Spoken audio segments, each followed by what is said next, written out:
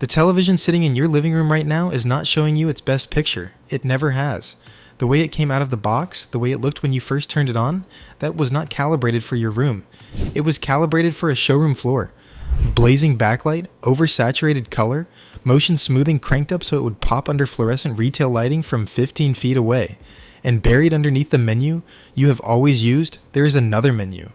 Engineers use it on the production line. Professional calibrators charge $200 to $500 to access it for you. Today we are going to walk through exactly how to find it, what to do when you get there, and the 3 settings that will transform your picture in under 10 minutes. Let us start with why this menu exists and why you have never been told about it. Every consumer television ships with 2 layers of software. The first layer is the consumer menu, the one you have used your entire life. It has brightness, contrast, color temperature, and a few picture presets with names like Vivid, Standard, and Cinema. These settings exist to give consumers a sense of control. They are also deliberately limited. The ranges are narrow, the labels are vague, and certain controls are locked out entirely. The second layer is the service menu. This is the menu that engineers use during manufacturing and quality control to calibrate the panel before it leaves the factory. It contains the actual root level controls, full RGB white balance with precise gain and offset values, the true backlight ceiling separate from the consumer brightness slider, and low-level motion processing switches that consumer menus cannot fully reach. This is where a trained calibrator goes when they do a professional calibration. It is not advertised, it is not documented in your owner's manual, and accessing it requires a specific button sequence on your remote. Professional TV calibration is a genuine industry. Certified calibrators use tools called colorimeters and spectroradiometers to measure what your display is actually outputting, and then make precise adjustments in the service menu to bring it in line with broadcast standards. A professional calibration costs between $200 and $500 per television. That industry exists entirely because these settings are hidden from you. If manufacturers put them in the standard consumer menu and explained what they did, the calibration industry would essentially disappear overnight. That is the business reason the menu stays buried. Now, before we go any further, there is one rule that is not optional. Before you change a single value in any service menu, take photographs. Use your phone and photograph every single screen you enter. Every submenu, every setting with its current value, visible. Most service menus do not have a restore defaults option. They were never designed for consumer use, and they do not come with safety nets.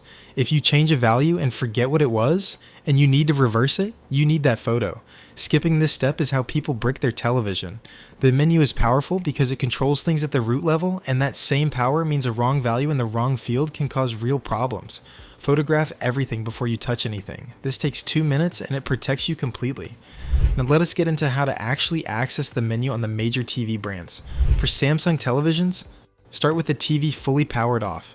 Using your remote, press these buttons in sequence: Info, then Menu, then Mute, then Power. The TV will power on and the service menu will appear instead of the normal startup screen. Note that this sequence can vary slightly by model year, so if it does not work on your first attempt, search your exact model number alongside the phrase Service Menu to confirm the correct sequence for your specific unit. For LG televisions, the most widely documented method is to press and hold the OK button and the Home button on your remote simultaneously while the TV is on. On some models, this is the Settings button rather than Home. Again, confirm against your exact model number if the first attempt does not open the menu. For Sony Bravia televisions, the sequence differs between panels made before 2020 and those made after. Pre-2020, Bravia models generally use a directional button sequence through the main menu. Post-2020 models use a different entry point. Sony service menu sequences are the most model-specific of any major brand. So a quick search of your exact Bravia model number and service menu will give you the confirmed sequence in seconds. For Vizio and TCL televisions, both brands have manufacturer-specific sequences that also vary by year and panel type. The same principle applies. Search your exact model number alongside service menu access, and you will find the confirmed sequence from users or technical documentation. If you are watching this and you want more tricks like this one, things the industry buries and the manuals leave out, subscribe to this channel right now and hit the bell. Every week we bring back forgotten knowledge that puts control back where it belongs, in your hands. Subscribe before you forget. Now you are inside the service menu, you have photographed everything. Here are the 3 settings that actually matter and exactly what to do with them. The first setting is white balance. Look for a submenu labeled white balance, color temperature adjustment, or on many Samsung and LG panels, something labeled 2-point white balance or 20-point white balance. What you are looking at is the actual color output of your display broken into its 3 components: red, green, and blue. Almost every television ships from the factory with a blue bias. This means the blue channel is elevated slightly above where it should be, which makes white screens look artificially cool, bluish, or clinical rather than truly neutral. This is done intentionally because in a brightly lit showroom, a slightly cooler, bluer picture reads as sharper and more vivid to the eye. In your living room under normal lighting, it just looks wrong. What you want to do is small and precise. Lower the blue gain by 1 or 2 points or raise the red gain by the same amount until a white screen looks genuinely neutral to your eye. Pull up a plain white image on screen while you do this. A white web page or white background image works perfectly. Make the adjustment slowly. You are not making a dramatic change. You are correcting a factory bias of a few percentage points, and the result's a white that looks like actual white and a skin tone that looks like actual skin. The second setting is the backlight ceiling. In the service menu, you will find a control for maximum backlight output that is separate from and more fundamental than the brightness slider in your consumer menu. This is the actual ceiling of how bright your panel can drive its LED array. Factories ship this at or near maximum because brighter TVs sell better on showroom floors.